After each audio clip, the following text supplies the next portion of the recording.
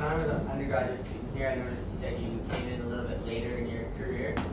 Were you ever involved with like BUSAC, running to represent other students? Did you ever work for Rock Press at all? I worked for Rock TV for 10 months. I was not aware that there was a BUSAC until well after my time at Rock TV. I just didn't even know. The reason I found out about this governance system is because I was looking for accountability. I found myself dealing with the issues of communication when you're looking for accountability. I'm actually glad to say I found accountability. What I was looking for in 2011 with Brock TV took place. There was a review, there was a restructuring, and I can say that my advocacy had a small impact at least, because I'm friends now with the individual in charge of Brock TV now. So I feel like communicating strongly has an impact. It's never direct. You never know exactly what that impact will be. But weeks, months, years from now, someone will show up and say, you changed my point of view on something, and that's why I'm doing this. Right, but you didn't actually represent students at any time. Like you were never an elected official. I find that journalism is a method of representation. So yes, I represent students even to this day. And moving forward, are you ready for a fresh start? That will come back to you. We're going to go to your stock. Fresh start. Well, let's hope that this is representative of that. So your presentation was really cute, a lot of nice gimmicks, but you focus a lot on students and saying students union, student media. You're not a student, you haven't been a student for a very long time. So what is your tie and why do you still care? Well, if I wasn't providing a service to people, then I should quit. But people come to me, students come to me and bring me their problems. That's why. Okay, wrote this down. So here we go. Political news is both good and bad. I believe that shows the difference between a reporter and police, which might be better served as a committee of BUSAC, if anything, rather than an individual that we don't necessarily represent. I appreciate that you've approached this year's executive with a more personable approach, but do you have any plans to highlight the positive efforts made by the Students' Union and the other groups on notice, as well as the critiques and whatnot? I am entirely volunteering my time. I think that there's many thousands of student dollars devoted to promoting the good side, and very, very few student dollars promoting the, I don't even know if you want to call it the bad side, the critical side. So, to answer your question, not really. Car share, very cool. Good job on O Week. I don't know, I could pat you on the back, but I know that's not what you're looking for from me. We have a pantheon of voices in the world. I'm a voice who says a particular perspective. If you thought that I expect you to treat me like I'm preaching gospel, I assume that you're listening to me with a skeptical ear, and which is why I put all of my effort into actually proving my point. It's not about my opinion. My opinion is irrelevant. What can I prove?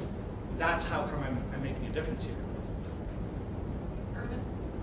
So even though you said your opinion might be irrelevant Yes. in that context, I did want to ask you, because you did bring up your thought that BUSAC fails at annual general meeting. Mm-hmm. So if you could perhaps elaborate a little bit, just in your own words, how you think we fail at annual general meetings, and then what you would have done, or what you would do to go about running there, what your vision is.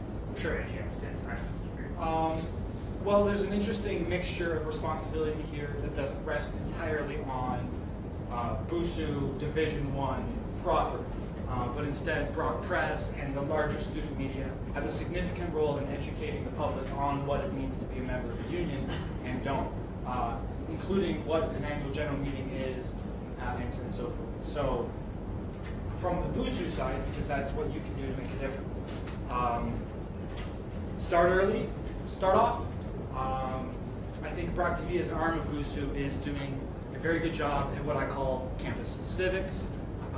WTF is a BUSAC, is their latest video, and it does a great job at explaining to people who are even close to me, they don't know how this structure works. And a lack of awareness of civics, basic civics, I think contributes significantly to apathy.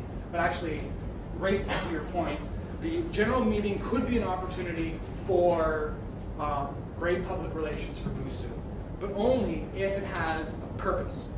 Nobody goes to a meeting that has no purpose. Hey guys, let's get together and be democracy. It doesn't make sense. It doesn't exist. What you have is a vision. Let's get together and talk about safe space. And let's approve a new safe space policy. Provide us a vision and people will follow it. Give us an empty room and it will stay empty. So I have a question, the first of many. This one regards the comment that you make in there noting that the Gadfly is somehow a different entity from BUSAC Leaks, and that you've decided to take a necessarily lighter tone and a much more professional attitude towards kind of your reporting and your journalism. So with that in mind, I will ask for you on record to recognize a statement that you made regarding Mr. Evans and issue a public apology, which was posted on my wall in March of 2014, where you called him a disabled individual with a bunt-up arm. Do you accept that that was something that you said under the Brock University Gadfly, and will you issue a public apology to Mr. Evans? And if you deny it, I have photos of the statement. Yes. I cannot deny the statement. I can try to provide some context to it. I don't think it would be very helpful because it's a reprehensible statement. So. Okay, we're gonna go to Fuller. What do you provide that Brock Press doesn't? Because, Well, actually, I provide what what Brock you were Press saying does before, now. because you're right, you said you're writing these articles for the students, but students, I don't think want to hear nonstop negative things. I think with journalism, I think what that job is to be hopeful and to tell students what's going on. Okay. And like the transparency is good, but it's just like they want hopefulness, not negative, like our school sucks kind of thing. Sure. Well, I certainly never say that. I think it's quite hopeful to say, here's a problem and here's a whole array of solutions. Or here's 3 different perceptions of a problem and 4 different perceptions of potential solutions. There's nothing negative about that at all. The work I do is creative, not destructive. So there's nothing negative about the work I'm doing. And again, there is a constituency who's extremely BUSAC skeptical, like, in case you don't know. And I feel, and I try to fairly represent that constituency so that a dialogue and a conversation can take place. Because So you're there's, saying Brock Press doesn't criticize BUSAC enough? I say that Brock Press, on a variety of counts, is first of all, doesn't provide enough context, doesn't provide enough consistency, critically not there, also very sluggish and slow. At one point, I speculated, why is this the case? And I was talking on the bus among students, saying that the Brock Press is failing. And somebody spoke up to me and said, Brock Press doesn't want to become the next Brock Radio. And that opened up a whole bunch of questions. Sorry, that just came out. Can I make a statement before a question? Yeah. Chris, I owe you an apology. I wrote an editorial this week that I was not happy with. I felt it in my gut that it was wrong. I've treated you too harshly. You deserve better. You work very hard for this organization and these people. And I sincerely regret how harshly I've treated you. We have passed. I've treated you harshly because I believed in you. And you deserve better than that editorial I wrote this week. And I deleted it, and I want to say to you on the record that I'm sorry. Any other questions? Marianne? You said before that we would be able to talk on your shows. Would we be able to then promote BUSAC on your show so that it may be known throughout the student body and possibly have a lighter view of the way that things are running here so that people know what it is we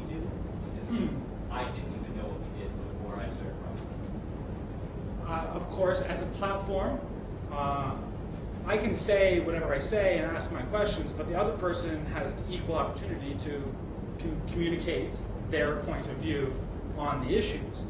So if I've got it all wrong, I'm creating a platform for you to tell me that I have it all wrong. I'm here to be your whip. Tell me I'm wrong, please. Say something. This is a democracy. Next question. Okay, public have a question, can someone give their speaking turn to? I have a question about the Brock Press.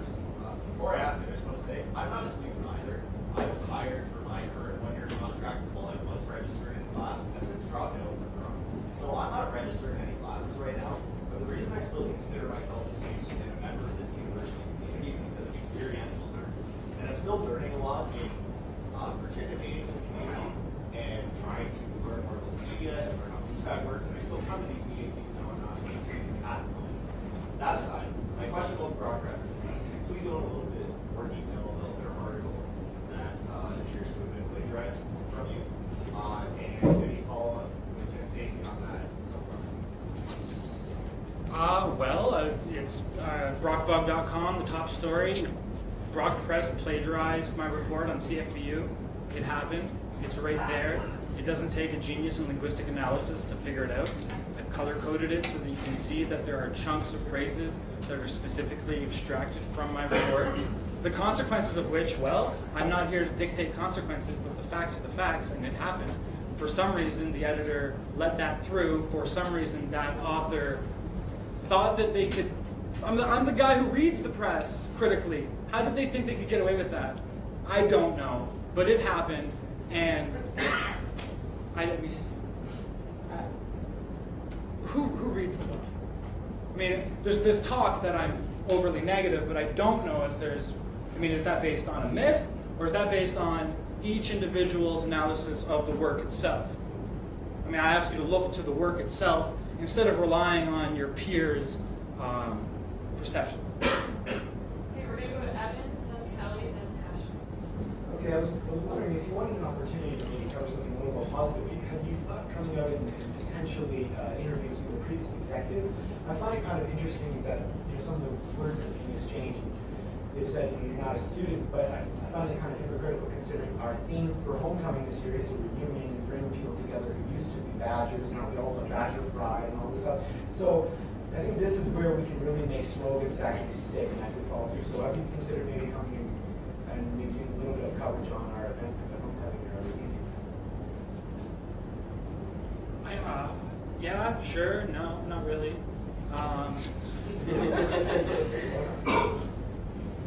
Right? I mean, if there's a public concern that isn't being addressed in the dinosaur media, then I'll address that concern. A lot of the concerns that I address are brought to me. I really have no problem with the fact that Chris did a constructive project. Personally, no problem. I actually respect how hard he works. People brought that question to me. I pursued that question to Juliet. So a perception existed outside of me. I checked into that perception and then reported on it. That's just journalism. Okay, I'm a first-year counselor, so coming into this, we got, as other ones did, put in the position of approving the minutes from last year or reinstating your ban and all that kind of stuff. So what my question to you is, you said that you report and provide suggestions of things. There's a problem that was brought to light to you, and then you create suggestions, and that's what you report on. What have you done or talked about that has been successful in the time that you have, whether with the Badfire or whatever it was before? What have you done that you felt has been successful and responded positively or not, but been successful? Sure. After your involvement.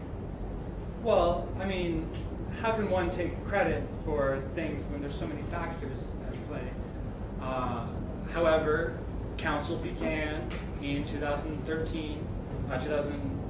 The last council session began with no cameras in the room, and then Daniel Nardone and I brought cameras into the room. That caused a bit of a fuss, because what's this outsider doing with cameras? So the solution was, Brock TV is now here with cameras. So, and Adam gives me credit for that. It's not me just taking credit that I don't deserve. He actually says that people are like, oh, that was Adam Marshall on his own. You can ask Adam as well. Please talk with the media. That's the whole point of this. There may be other examples. For example, really, you don't know when you publish something and then 1 2 3 100 people read it. How many of those people made an impact? But I mean, I made a new friend yesterday who found the bug, and she went from knowing nothing about student politics to knowing like 4 years worth because she just kept reading. She's like, this is amazing. And she just kept reading. I call that a magic warp whistle. It's a Mario reference. You skip from level 1 to level 4. The first years can find out what it takes the fourth years to figure out. I mean, there's a lot of graduate students and fourth year students here who are like, wow, I wish I knew about BUSAC earlier, but I'm so busy now that I can't pay attention. The distractions of the first years, that's really a prime opportunity to make social change. And so I think first years are extremely important to educate. And I find I am educated. I hope that answers your question. Okay, we're gonna go to Ashman and Darlene and Harold. Well, you mentioned earlier that you wanted to apply a certain consistency that brought process and upward by, applying student democracy, because as you mentioned, you were on the bus and students said that they had problems here. I'm just not clear on how you're going to get a proper consensus from the student body. How are you going to reach out to the student body and get a proper decision on what they find is lacking? Like, are you gonna have research? I don't understand how student democracy is going. Okay. I mean, I guess I'm dealing with like these sort of rhetorical phrases that we each have different definitions of, and I'm sure that we could have a conversation to figure out what my version of language means compared to what you're hearing from me. Can you please rephrase the question so that I can just... How are you going to inform the public about what you're trying to do? What is your advertising base? How are you going to let the student body know that you're there to act as a voice for them? You're there to represent their democracy. How are they going to know that?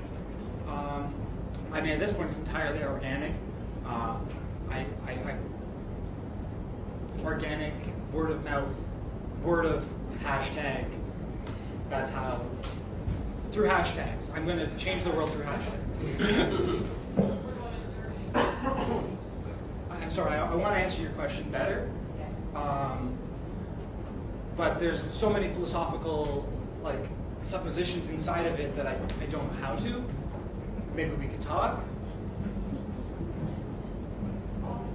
So first I want to say thank you for coming. It takes some serious stones to do what you're doing, especially the man of your state history with your BUSAC. So thank you. And just want to personally not to do BUSAC. Just was always a question I always wanted to ask. Now I have the opportunity to do it. With your release from Rock TV some years ago, is there some sort of vengeful, I wouldn't say hate, but some underlying meaning to what you're doing right now connected to that? Like, because I do with like constantly trying to keep up. Like you said, both sides of the story. Sure. Why isn't there the feel-good stories that you say our dinosaur media promotes that sometimes it's a bit of a phrase I use quite a bit this year is you catch more friends or catch more flies with honey or bees with honey than you do with vinegar or something else, right? But why you seem like you stack the wall against you trying to treat enemies rather than trying to create more so friendships or positive relationships. Why does that have to do with Rock TV, or like what's the whole meaning behind the whole negative media here? I was fired from Brock TV in 2010. I was fired from Brock TV because I yelled at the boss. I yelled at the boss because he accused me of lying, and it was quite an issue. The issue was I wanted to bring a talk show to Brock University through Brock TV. He took a paid trip to Calgary and covered the Calgary Folk Festival and spent like $4,000 or $5,000 of student money. Again, while I was a student, I was fired without a mediation process and was very upset about that. Why? Because I was here as a part-time student paying my own way. They put an end to my university career. So I sought accountability, and I encountered a few different things. Some of them are my own demons, and others are the shortcomings of a bureaucracy. Stonewalling is an issue that I think faces students who start with a complaint, but then 2 or 3 months go by and they have to give up. The reason I do what I do and how I'm so different now is becoming Bold New Brock TV, which I published a new constitution for student media, and I advocated for what Brock TV could be. And then I wrote a blog that led to the Code Red era, where I was overly harsh in my interpretation of what Code Red meant.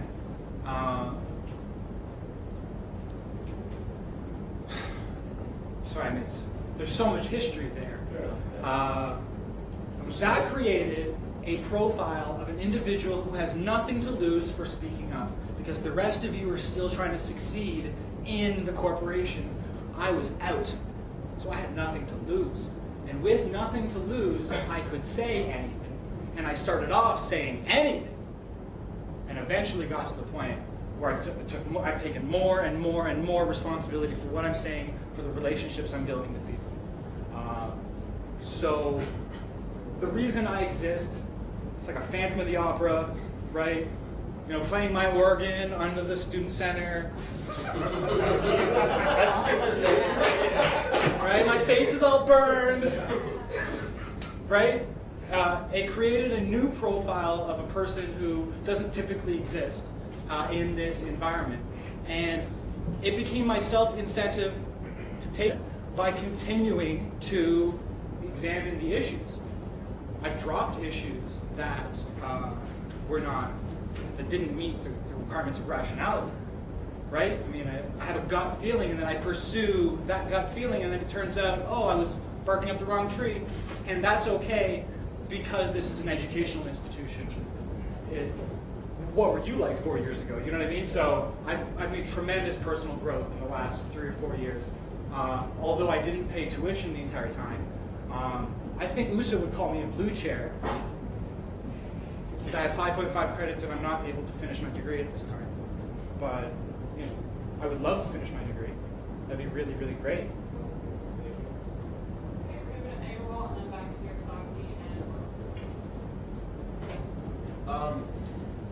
Okay, do you think telling the counselors that you're on notice, do you think that could possibly hinder what happens in this room? I mean, it seems like you may be trying to go focus on counselors specifically rather than the work of BUSAC as a whole. I mean, sure. It seems like maybe what happened last year could have been as a result of focusing on counselors specifically. So do you think saying you're on notice is kind of the best route of challenging counsel? If you're saying it's not, then that could be your point of view. I think it's valid because of what I said earlier. Being put on notice means that you're not surprised when accountability comes. And of course, actually, I didn't think council was on that list on notice, right? It was Students Union, and then Students Radio, and overpriced textbooks. You know, things people want us to talk about. If you find that to be combative, it's Stephen Colbert. I'm being satirical. Like, have a sense of humor, please. Thank you. Alright, I'm just curious to know, a lot of your work seems to be more like in the scandal side of abusive politics. I want to know, how do you come about bringing up your facts? Do you look at, every side of the picture? Do you focus more on the scandal side? How do you think of your facts? Because, quite honestly, some of your articles, while they do give good information, sometimes they bring a negative light. So I want to know how you go over those things. I mean, if you give me an example, maybe we could talk about a specific case. But the generalizations, I don't think, are very helpful. So specifically, I mean, are you referring to a particular story where? No, I'm just wondering, how do you go over reporting your facts? Like, I'm just noticing. Well, facts come from sources, Facts come from minutes. Facts come from confirmations through email. So, for example, I'll hear a claim. It'll come through my anonymous ask page because people can only speak honestly in this university if they're anonymous. Comes to my ask page and asks me questions that they don't feel comfortable showing their face to ask, and I get to be the guy who's their lightning rod. So, define facts.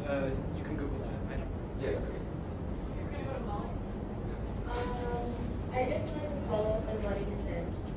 I noticed you do a report and it seems as though it's on one side as you said, but I want to know, do you take sources? Do you quote anyone when you reply? Your reporting should be some sort of democracy depicting the student body of work. So I want to know if you quote someone that says has this opinion, quote someone that has another opinion, and then you combine them and see how it actually turns out. Is that what your method of? Absolutely. Graduate of journalism taught specifically the skill set of how to do journalism, and in my reports, I always cite where I get my information. Have I produced reports that should have had more voices than are in that report? Of course. I am volunteering here. And there are shortcomings. There are honest shortcomings. That's if I came here and told you I was perfect, I don't think that would work very well. Okay, second speaking turns. We're gonna go to Yosaki, Rose, Gant, and then Mary. I'm really glad you brought up the fact you're a journalist graduate because I'm sure you were taught something about journalistic integrity, and I don't see it in your reporting. I think it's really ironic that you talk about accountability, but where's your accountability to students? My question to you has already been iterated through a couple of the counselors, but I've been paid by students. I've never been paid by students. So, I mean, if you're asking me, my question for sure, you please, is, question. your arguments are really grounded in actual facts. When you do cite facts, they come from anonymous sources. So where's your accountability to students and the facts that you're reporting? Where's your empirical evidence? And where's your journalistic integrity if you consider yourself a journalist? Well, those are nice generalizations. Would you like to point to a case? I think you look at your body of work and there you go. Okay. Well, thank you for your opinion. It's noted. Any other questions? I don't have to answer that question. That's not even a question. It's an attack. We're gonna go to Rose. Not doing it. Hmm? Why are you up here? Hey, guys. Point of order. That wasn't a question. Point of order, come on. Okay, we're gonna go to Rose. Okay. First, I'd like to thank you for your apology and the work that you've done to kind of remedy the PR situations of the past. I'm a huge advocate of people pursuing their passions. I think there's a right and wrong way to do it. I think you're learning that as you go, as we all do. I think avoiding ad hominem, attacking the person in a lot of cases is the right way to go, as in avoiding that and attacking as people were pointing out, criticizing the council at large as opposed to individuals per se. I appreciate constructive criticism in general because it allows us to do our jobs better when it's constructive. But I'm wondering if you've ever thought about expressing your opinion of the group or person to the person before publishing an article about them. Do you feel like that would just slow down the process, or do you feel like it might help you to get some of the answers to your questions before jumping in? Especially regarding Chris. I should have talked to Chris more. Instead of allowed my perception of a rift to become a rift.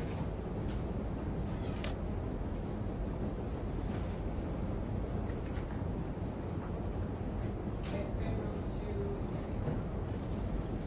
to. So I'm going to take some time to build this into a question, and it's going to start with a couple debunkings of factual inaccuracies in your presentation. The first is that BUSU is not a union. BUSU is a separately incorporated not-for-profit entity. We are not affiliated, other than our 2 unionized employees, with QB in any way, shape, or form, and therefore students are not technically members of a union. They are members of a representative organization, which is a separately incorporated not-for-profit under the Incorporated Act of 1990 in the province of Ontario.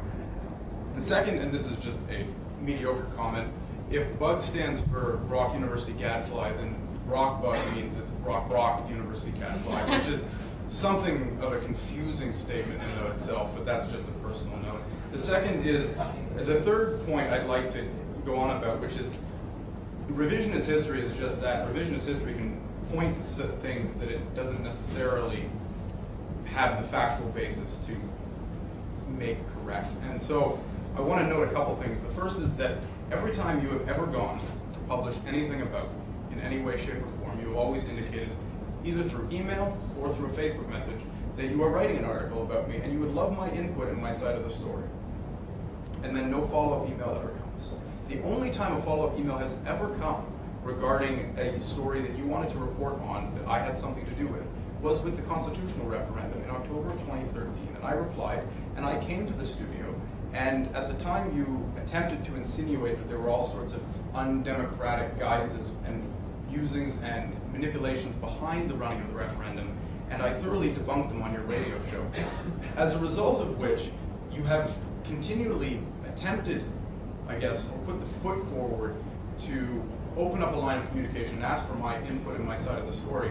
And I have always replied saying that I'm willing and I'm interested in hearing your article prior to its publication to provide feedback in my side of the story on it, and it never comes, which leads me to believe that after the on-air production of the interview around the constitutional referendum in October of 2013, you attempted to pigeonhole my side of the referendum into something that it truly wasn't, and as a result of which you don't want to engage in that kind of conversation or topic or debate anymore simply because it doesn't make good news and it isn't a good story.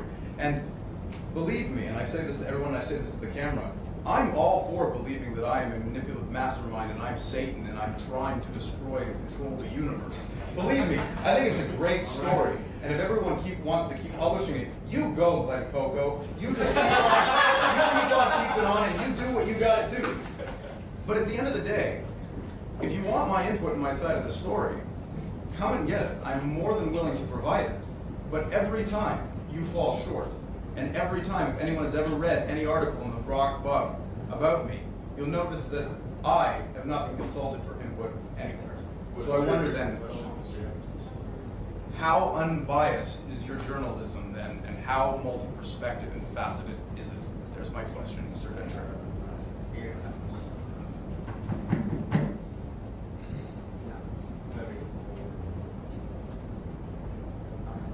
You're absolutely right.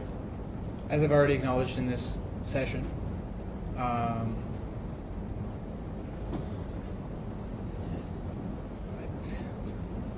how unbiased am I? I don't know, is there a scale from 0 to 10 of bias? And what is the rubric to define that scale? I'm a 4 of unbiased, so there's about 4 out of 10 bias points with everything I say. Is that, I mean, it's a nonsense answer, but you're looking for how biased am I at? Would you like to follow up on I have a follow-up question. Yes, thank you. And if it's permitted by the speaker, my follow-up question is, if you have in fact studied journalism and you went to Niagara College and pursued this, I question then the kind of media that you are trying to promote if it is missing the critical point in its production, which is both sides of the story. And in an institution where we promote both sides of the brain, I wonder why it's both sides. What's the question? I asked it at the beginning of my statement. Can you just repeat it?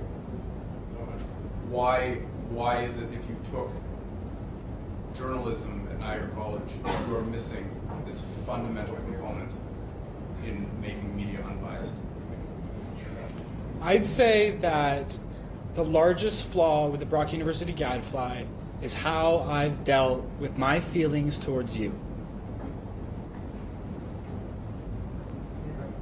The rest of my reporting is very different. You and I have, and I think it's really on my end, had a rift, which I allowed to become a chasm, and you're absolutely right that prior to the hashtag BylawGate story, I did suggest that I would contact you for your feedback for that, but I had enough evidence that I didn't need it. I had what was taking place, and Brock TV, a completely separate organization, also looks at those same points and asked, Brock TV interrogated you about BylawGate. I sat on the side. So I didn't need to hear from you for Bylaw Gate. I didn't need to hear from you for Influencer of the Year 2013 Yent's Year, because it was a compilation of the available media and reports that I had done up until that time. Regarding the constitutional amendment, your executive team tried to increase petition quorum from 2% to 10%, which is a 500% increase. If I have the opinion that that is a reduction of democratic power, that's my perception of what that means.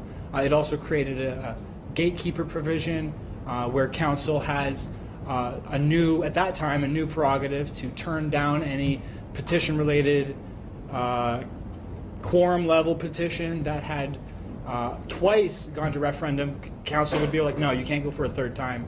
Of course, you never explained what your solutions were solving. You didn't point out exactly where all these crazy referendums were coming from. It seemed that you were going specifically at the non-BUSU referendums. The only referendum in the history of the last 4 years that has gone twice is the Brock Student Sexual Violence Support Center. So that's what your policy was reactive to. You never acknowledged that. Your policy was reactive to a circumstance. You didn't tell us what you were fixing. You just said, hey guys, legitimacy, solutions. And I took issue with that. And I have a big problem with that, not only the content of that constitutional amendment, but the method in which you went about it. I mean, if we're going to hash it out or whatever. It's not just a point of clarification. It was point of clarification. It was endorsement by council, not my policy. Okay. Revisionist history. You can call it revisionist history.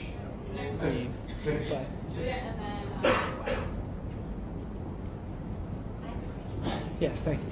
So I did see your presentation. Sorry, can you not hear me? Sorry. So I read your presentation with interest before we came here, and I have to say that your approach is very different to the one that I thought you were going to take, and really interesting. One of the phrases that you use, and I can only remember the word systemic, and I can't remember the second thing, but it implied that. Can you just go back to there's been so much motion to the bridge since then. Go back. Being no. That's it, that one. The members of the student union are being systematically uninformed of their rights. Right. Which kind of implies that there's a systemic issue. Mm-hmm.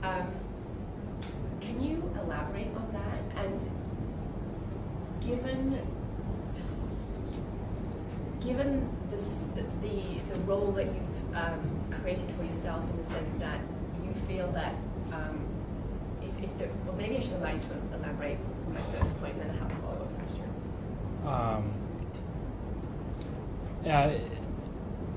Sometimes when I talk with my colleagues about BUSU reform as a sort of array of concepts, structural reform comes up. And I've never really been in favor of structural reform of BUSU. Having compared BUSU to other student unions in Ontario, I find it to be at least in the top third of my observation, as limited as that is. In terms of information, like So, level of information that's available? I mean, BUSU.net is a great website. The transparency increases in quality. I mean, I come from sort of the 2010, 2011 era, and so forth. Systematically may imply it's a conspiracy. And I don't think it's a conspiracy. I think it is the emergent condition of cultural factors. Some of those factors include a disengaged population who are not literate with the campus civics. So you can tell them to participate and it doesn't mean anything to them. Just a language barrier, if nothing else. And then year in and year out, there are different players who have different self-interests, who do different things. The major thing we can do wrong is painting BUSU with a broad brush. really there is no BUSU. I mean, there is, but there is no BUSU. It's a platform for people to communicate. It's not like a corporate conspiracy. There is no there's no BUSU itself as like this like all-seeing eye. And it's the same with Brock Radio too. We use the phrase "they" so often. We talk about they. We group people into this lump and then we dismiss them. And it's not responsible to group people into theys. Everyone's an individual. Thank you. I don't know if that answers any of your questions, but I'd like to make a motion to move on to the next item on the agenda.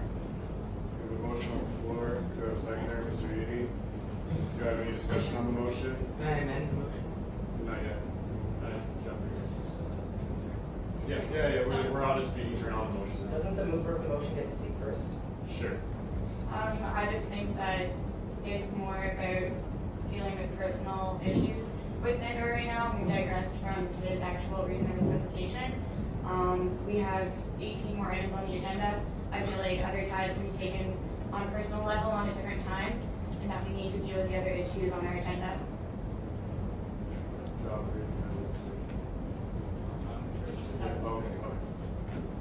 Yeah, I'd like to just reiterate the points that I made earlier about I think a lot of guys come up here and do what you did today. We appreciate it. Especially the apology to Mr. Yent. I haven't heard an apology to Mr. Evans. Point of information, there's a motion on the floor and he's using this as his speaking turn, which is the not about amendment the was motion. I agree with the motion pending an apology to Mr. Evans and move forward. Okay. Do I have a seconder for said amendment? Mr. Dermody? So we're going to have discussion on the amendment. Tyler and I are friends who talk often. Hang on a second. Often. We talk like every day. So.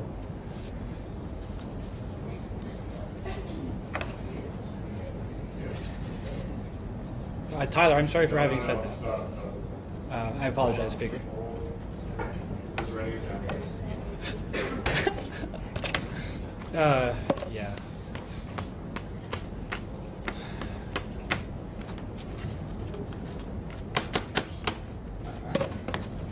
Gosh, I wish someone asked me a question about Brock Radio. So alright, we're going to make a speakers list. So we're going to stop for a second. Sandra, if you want to be on the speakers list, just put your hand up. So, Mr. Sergi, as the mover, you've spoken. Can I get a speakers list for this amendment on Mr. Evans? Sandra, did you want to be on the speakers list for this? For the amendment to the delaying. Right. Yes, please. Okay. So we'll go to Mr. Evans first. Okay, I just wanted to start out the speaking list by saying I don't think we should have a speaking list. I want to reiterate what Maxine was saying. I completely buried the imaginary hatchet with Sandor. And I was going to ask him another thing, but anyways, I think that we should move forward. He's come out, he's buried his entire soul. The entire rug is on the floor for us to look at. You can see all the dirty spots. So now let's clean it to make it a nice situation between the Brock bug, or bug just in general, and BUSU. And let's try and move forward with a more, I guess you could say, humane approach to governance and reporting. Bearing that in mind, Mr. Sergi, would you like to remove your amendment, or would you like to keep it and keep the discussion? Keep it for the purposes of the record. Sure.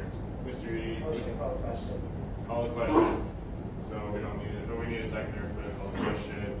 Mr. Evans, all in favor of calling the question, which means we're voting on the amendment. All in favor of voting on the amendment? General consent? General consent, looks like Yes. yes. Okay. So we're going to now vote on the amendment to keep the apology with Mr. Evans. All in favor? Put your hands up higher. Hands up higher, you're voting. 1, 2. We got 3. All opposed? 1, 2, 3, 4, 5,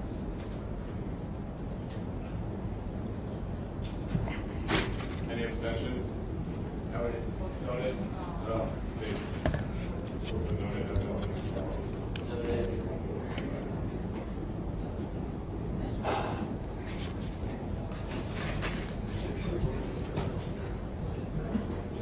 Heck yeah.